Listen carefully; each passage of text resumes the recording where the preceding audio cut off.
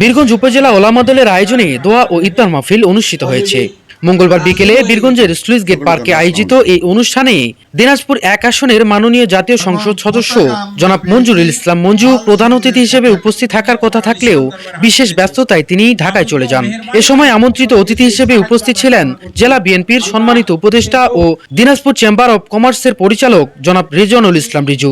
উপস্থিত ছিলেন উপজেলা বিএনপির সাধারণ সম্পাদক জনাব আলহাজ জাকির হোসেন দলু, উপজেলা বিএনপির যুগ্ম সাধারণ সম্পাদক শওকত জুলিয়াস জুয়েল, উপজেলা যুবদলের আহ্বায়ক আসাদুল ইসলাম দুলাল, উপজেলা যুবদলের সদস্য ও সাবেক ছাত্রনেতা আক্কাস আলী, পৌর বিএনপির সাধারণ সম্পাদক নমিরুল ইসলাম চৌধুরী, সেনা সহ বিএনপি ও অঙ্গ সহযোগী সংগঠনের বিভিন্ন পর্যায়ের নেতৃবৃন্দ।